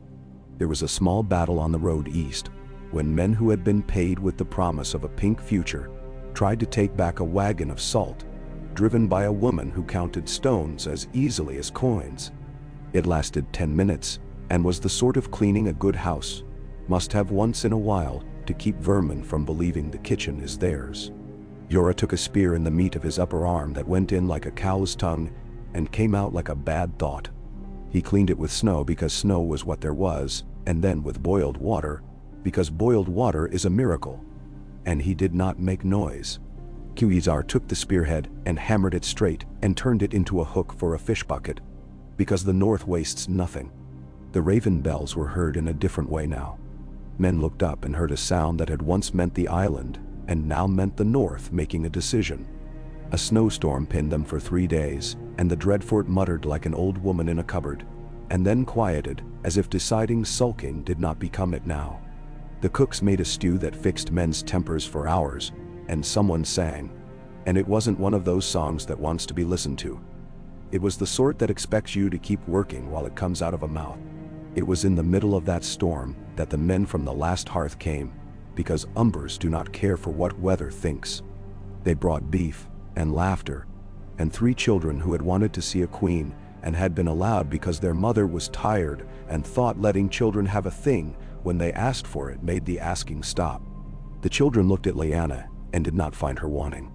They looked at the Unsullied, and one tried to touch Quasar's spear, and was kindly told not to with a hand to his head that did not patronize. They looked at the flayed post that was no longer there and did not see it, and that was good. A council in the great hall of the Dreadfort felt wrong until they had hung the right banners over the places where the wrong things had been. Men came in with their hats in their hands, and the steam from their mouths went up like little ghosts, and then vanished in the drafts. Jorah stood to the side again because he had decided that was his place. A man who had held chairs he had not deserved had learned to prefer walls. Lyanna listened, and her listening changed the talk. It made men weigh words as if bread and not noise. It made women cut their sentences efficiently so their knives could have something left to do later. It made the maester look up more often with an expression that said he was beginning to like his job. "We have Winterfell," Alysanne said. "We have the Dreadfort. The river doesn't loathe us anymore. Deepwood is friendly. Carhold bends like a bow where it must, and like a stump where it must not. The rills are themselves, which is a relief. White Harbor is thinking like a house with ships. That leaves Last Hearth, which is making itself useful, and the smaller holes where men hide because holes feel like love in winter. We'll flush those with patience and soup. Then, and the wall," the maester said, because he, too, had begun to understand what the North whispers to itself in cold corridors. Lyanna's face did not change. "The wall speaks in its own time," she said in that careful, steady way. "Men there will already know we have taken 2 places that were ours to take, because the wall hears everything. We will send them fat and men and ask for their count of crows. We will not burden them with our pride. It is heavy enough up there." "Someone will be dead in a southern chair soon," Alysanne observed, random and cool. "Southerners are always killing the chair they sit in with their fussing. The wind from it will blow up here with letters. We will nail those letters to doors so men can read them, and then we will go about our work." "Membenawande." "Our work," repeated the Manderley captain with something that might have been wonder if she had allowed herself indulgences. "It is good to hear a queen speak that way." Jorah looked at Lyanna then, and saw the way her shoulders set themselves under the iron, light but relentless. He thought of his father, who had carried a different weight, lead, burden, and of himself, who had tried to throw away weight, and had only thrown away his name, and then had to come back here to get something else that a man could carry. He put his fingertips to the leather thong and pressed until it bit. It felt like a spur. It felt like a line. "Jorah," Lyanna said, turning her head to find him where he liked to stand. He went to her. shoulder down, as if to a low beam he would not bang. "Take 30 and go to the farms along the weeping water. I want to know how the river is behaving, if it is cracking friendly as it should, or trying tricks. I want to know if men there have kept the old manner of stacking thorn around the vegetable beds, to keep deer from forgetting their manners. I want to know whether there are cows where cows ought to be.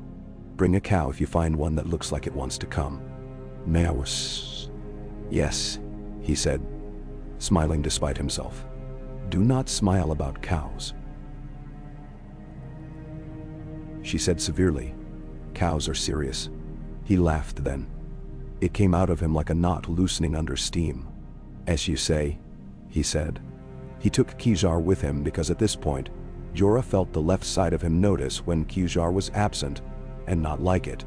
And he took 2 bear women and a Karstark with a scar that made his eyebrow look perpetually skeptical.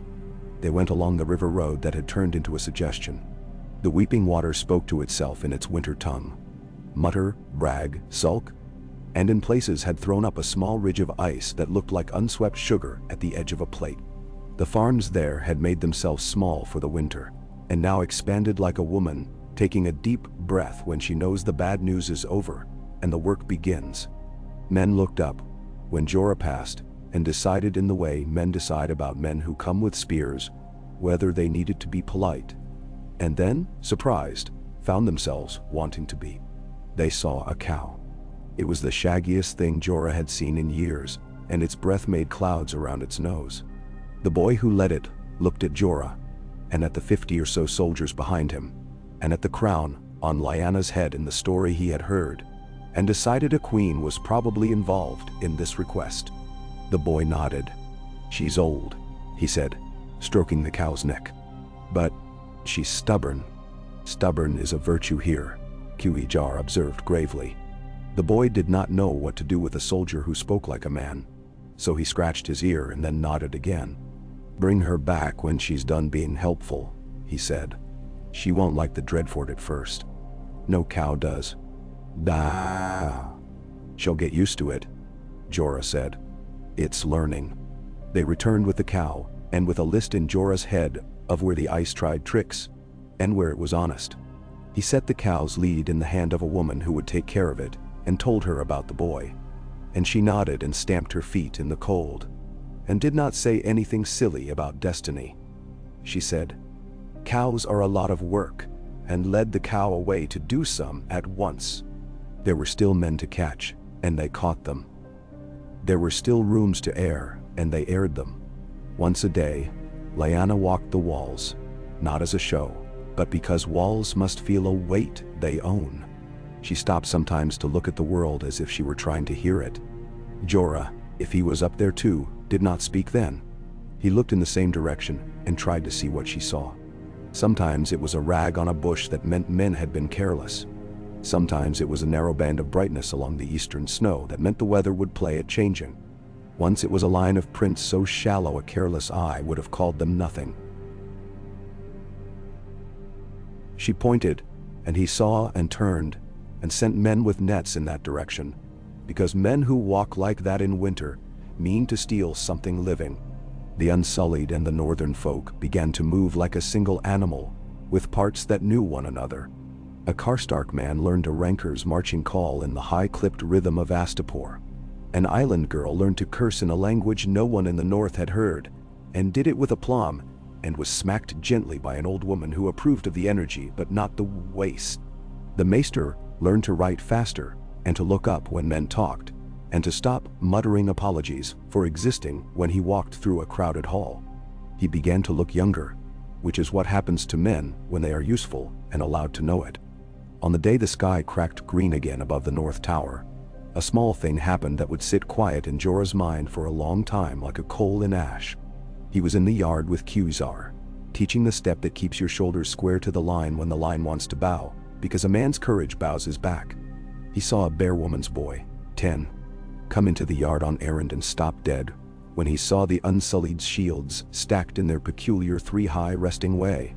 The boy went to them with reverence and curiosity, the way a child goes to a carved thing in a god's wood.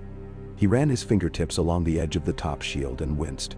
and Jorah watched him learn the sharpness of discipline in a small, clean cut that did him no harm. The boy sucked his finger and then set it down on the shield again, more careful now, and he smiled. He had learned a thing, and it belonged to him because he had bled for it. Jorah looked at Khuzar and saw the same smile there. "Private, you see?" Jorah said softly. "I do," Khuzar said. "Bread." "Yes," Jorah said. And it tasted like the first bite when a man is hungry. He stood straighter under his own weight, and under the weight of the leather thong, and under something else he did not need to name. In the evening, a runner came from Winterfell, with a letter that had been passed from one hand to another, down a road until it felt like a warm stone. It spoke of small work done well, a new sledge track laid, a child born in the lower village who had lived. A pot of barley survived where it had sat forgotten on the back of a stove as the fire died, and then been revived by luck and a quick hand. It spoke of a raven from the wall that said, in as few words as a raven-bred man will allow himself, that the wind there spoke in a new voice, and the snow drifted differently, and men were listening. It asked for nothing. The asking in it was done between the words, as it should be between old places. "We will go," Lyanna said to Alysanne later, unrolling the letter again in the candlelight, which made her small face look like a thing carved out of the same wood as the furniture and then polished by use. "Not all, not at once, but a piece of us will go. We will not ask men to stand for everything and then stand for nothing where they count us." "Dan? A piece," Alysanne agreed. "I will choose the men who do not need to brag about why they go. Choose also a woman who will see where men do not," Lyanna said. "That is a different seeing, and I want both." "It is," Alysanne said. She had begun to enjoy being told what she already intended. It made the work feel shared. Jorah heard and put his hand on the stone of the wall near him, as if touching the body of a friend. The wall had been the first thing a boy in this part of the world learned to see. It haunted the sky even when you were south of it. He thought of men he had known who had been crows and who had been decent, and of one man with a laugh like a small saw and a way with a spear that had made Jorah flirt with the idea of envy. He thought of dawns up there, and of how the silence falls different in that cold. He thought that the weight on his arm would sit there until the leather turned dark and broke, and that he would like to be where it broke. He was at Lyanna's shoulder when another letter came from the south, this one smelling of roses and self-congratulation. A woman had written it. You could taste the caution baked into the cleverness. It said that children should not be made to do men's work, and that if the North wanted to be taken seriously, it should send the men who had run to say how sorry they were for running now that they were home. It promised money for the mending of old wrongs that the letter assured the reader the South had always deplored. Quietly, it asked whether the rumors of a foreign soldiery in the North were true, and whether their masters were kind. Lyanna read it and looked aside at Jorah with her mouth doing that small thing it did when she was trying not to like a joke. "Am I a child?" she asked him. "People like to tell me so and then like to be surprised by what I say. I suppose a child would be surprised too by the stupid things they say. Perhaps we are even."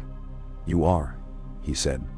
It was a luxury to tell a lie that was really a truth you had picked up and looked at from a different angle. She smiled then. Not wide, not generous. Something else. "Right back," she told the maester. "Say, thank you for your kindness. We are mending our wrongs with hands and with winter's iron. When we have run out of iron, we will write to ask for more. Say we have foreign soldiers and their masters are a queen and a leather thong." The maester wrote, and the quill went across the page with a briskness that would not have been there 3 weeks ago. At last, when the Dreadfort had been made honest in the big things, and had been asked firmly to clean itself in the small, when the men who had to be punished had been punished, and the men who could be made useful had been given the sort of work that makes a man forget to sneak, when the dogs no longer flinched at a shout and children ran without the particular sideways look those walls had taught them, Lyanna stood in the inner ward with her crown plain on her hair and spoke Sukasui that mentioned, "This is ours," she said. "That does not make it easy. It makes it ours. Winterfell is ours. The holes between are ours. We will fill them with the right kind of silence. Our work now is to hold without beginning to like the holding for its own sake, which is a sickness. Our work is to keep saying the names of the dead, without making the dead into banners we carry when our arms are tired. Then shall. She looked at Jorah. You will go to the rills again with a letter for the men there who speak of grain as if it were a language, because it is. You will remember to eat. You will not try to prove anything to anyone. He said. She looked at Kejar. You will take 20 down the Green Fork to the ford where the ice makes a trick in the morning. You will show men how to stack shields where the wind likes to lie. You will teach a woman from the rills, with hands like a priest, how to call the counts in your language so men can learn them, because learning other men's counts makes a man careful. Yes, Kejar said. His voice had changed somehow, not in pitch, but in faith. She looked at Alysanne. You will sleep tonight, or I will have you tied to your own bed. Try, Alysanne said. But she smiled. And then she went and wrote 2 letters, and handed her ledger to the maester, and went to sleep for 3 hours without moving her arm from where it had fallen across the page. Jorah saddled the shaggy island horse that had learned the humor in his hands, and did not try to bite him anymore when he cinched too tight. He fastened the thong down again because he had loosened it a fraction to wash, and the feel of it was not pain now. It was a kind of instruction. He mounted and looked back at the Dreadfort. It looked back at him. He did not imagine that. Places do that when you have asked them to change, and they have, and they are wary of backsliding, and of men who leave and do not come again. He touched his heel to the horse and went down into the white world. The cold took his face in both hands and squeezed. He listened to the ice and to the wind and to the breath of the horse and to Kejar's spare voice behind him and to the smaller sound of the leather moving on his arm. He thought of a girl with an iron hoop on her head who had never asked permission to speak like a queen because she would have found the permission itself an insult. He thought of his father's chair that had scraped and did not scrape now, and of how the floor had learned a different music, under different feet. He thought of bread. He thought of the weeping waters jokes. He thought of dogs learning not to be beaten, and how that matters more than any letter with any seal. The day had not yet climbed to its highest dull gray when the first farm of the rills hove up out of the winter like a ship out of fog. He lifted his hand to the woman in the doorway, who had a babe under her cloak and a knife somewhere inside the cloak, too, where it would be warm, and therefore sharp. She lifted hers back in a way that said, "You took a bad place and made it less bad. Do not expect me to bake you a cake for that, and I will give you broth." He nodded, and the horse breathed steam, and the road went on. The North, when it is at work, does not look like anything special. It looks like men going and returning with no drama in their faces. It looks like a ledger neat enough to make a Southerner's lip curl, and then curl the other way again with respect. It looks like a girl standing on a wall with her eyes set right. It looks like winter being answered, blow for blow, with simple stubborn things that refuse to break. Jorah felt the old lost man he had been slide away from him, the way a shadow slides when a cloud moves. He could still feel him, like a remembered ache. He did not pretend he was not there. He would always be there. That is the price of eating bread honestly again. He did not resent it. He put the ache in his pocket as if it were a knife he might need, and he rode. And the weeping water laughed its rude laugh at the bank, and then went back to muttering to itself, because the river does not care about men unless they ask it to. Politely. Toward dusk, as the light turned the color of old bone, a boy ran alongside the horse, and kept up for 6 steps, and then 7, and then looked ridiculous and proud. "Is she very small?" he panted, and Jorah knew without asking who. "She is," he said. "Smaller than me?" he demanded, scandalized. "For now," Jorah said. The boy grinned like a break in a cold day. "Good," he said, and peeled away to tell someone else the stupid and useful news that mattered. "The queen is small and therefore large in a way you can understand." That night, they slept in a byre that smelled of clean old straw, and the sour of turnip, kept too long in happiness. A woman put a blanket over Jorah's shoulders as he slept that was not his, and she did it as if laying down a soft truth, and no one spoke of it in the morning. He put the blanket back folded in a way that told a story of gratitude in its own small grammar. At dawn, Frost had made lace over their boots and made art out of the things men had not bothered to see the night before. He shook it off. He looked east. He looked north. He looked back west toward the little iron crown on a brow he had once thought too small to bear such joke, and now knew to be exactly right for it. They went on. The road went on. The work did not end, because work done right never does. It remakes itself and asks for the right hands again.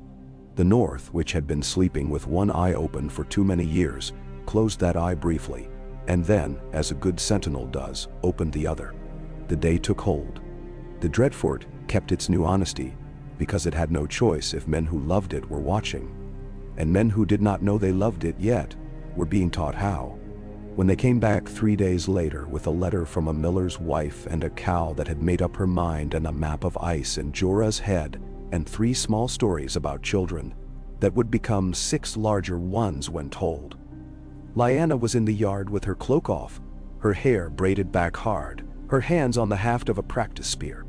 A woman older than Jorah by a decade was showing her where the shaft will lie when you are not lying to yourself about your shoulders. Lyanna set her hands again and again until the shaft lay, and the older woman nodded and left her to stand holding that truth for a long moment, learning its exact burden.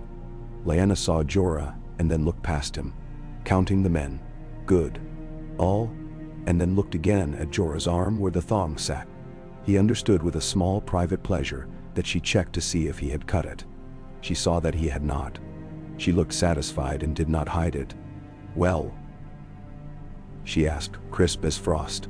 The river is pretending to be friendly in the morning, and then sulking in the afternoon, he said. Men are stacking thorn right. The boy with the cow asked for his blanket back. He had given it too sure he would forget the loss, and then remembered he was cold. He was right to ask. I told him so. Good, she said. And the cow? Jorah allowed himself a small smile. The cow has opinions about our gates, he said. She will share them with you this afternoon. She may, Lyanna said, businesslike. We answer cows. We answer crows. We answer letters. We answer winter. Answer this. Will you take a letter to the wall? Yes, he said, before his breath had warmed his mustache. Good. She said again, and then, eat first. Then go to the God's wood and ask the tree to watch you. He ate. He went to the God's wood. The face carved there was uglier than the islands, which made Jorah like it better. He put his hand on it, as he always did now, in the place where the carver had made a mouth and the bark had gone weird under the knife. He did not ask for anything. He did not pretend he was a boy. He asked to be watched, which is the only honest prayer men like him get. When he turned away, Quasar stood in the snow with his face turned up and his eyes narrowed, tasting the air. North, Quasar said. It tastes of stone and old light. It does, Jorah said. He touched the thong on his arm. He touched the hilt of the sword his father had once given him, and he had temporarily forgotten how to deserve. He looked at the queen, small as truth, standing in the yard with her spear set and her shoulders right. They went out by the north gate, and the world opened into white and the long blue bruise of the far wall, under a sky peeled thin by cold. Men fell in behind them like beads on a string. The snow squeaked. The Unsullied's iron sang. The air bit. The weeping water told a joke and cracked its own ice, amused. A cow, offended by all gates, complained behind them to someone who would listen and then feed her. The road took them. The day took them. The work took them. And if there are songs later, as Lyanna had said there would be, Jorah hoped the part with the rope and the numb fingers and the cow that would not be hurried and the boy who wanted his blanket back would be sung properly, with the respect small things deserve when they hold up the world. He went north, and the leather on his arm pulled just enough to remind him that men can be mended if someone makes them keep the bandage on, and that some scars are just complicated maps that tell you where you have been and how not to go there again.